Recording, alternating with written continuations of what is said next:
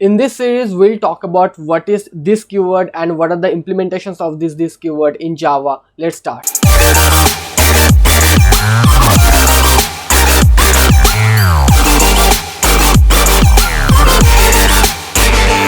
In this video, we'll discuss about what is the implementation of this keyword for variable. In the upcoming videos, we'll talk about how we can use this keyword for passing an object, for calling a constructor, and for constructor chaining, for invoking a method. We'll talk about everything in this series. As you can see in my screen that we have written class Java. After that, we have declared a variable that is int a, and we have declared a constructor that is Java. Now, our class name is Java, and like we have declared a constructor that is Java int a. And you just notice one thing, that our instance variable name is a, and we are also passing a as a parameter. Now let's see that what will happen whenever we are passing this value to the constructor. So when we pass 10 to the constructor, then it should assign the value of 10 into this variable, right?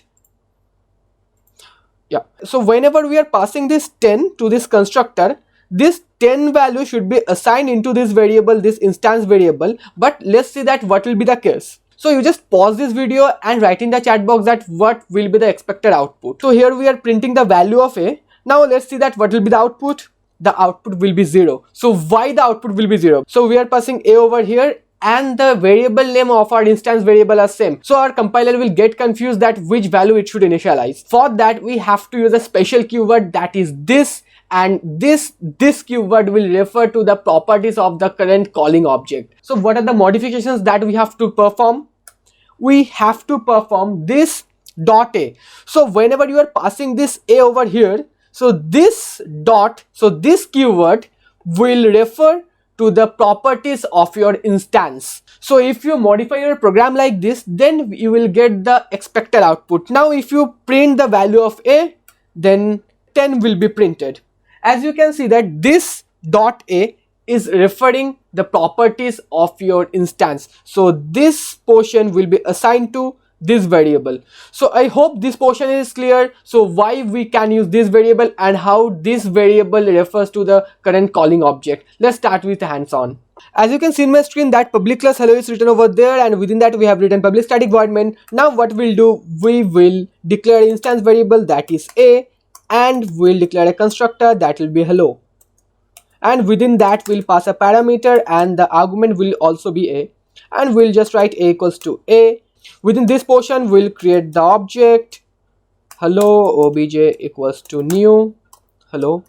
So we'll be passing something over here, we'll be passing 100 over here, and we'll print the value of a, system.out.println obj.a. Yeah, so let me compile this code. Java C hello.java. We have successfully compiled our code, and we'll run that Java hello.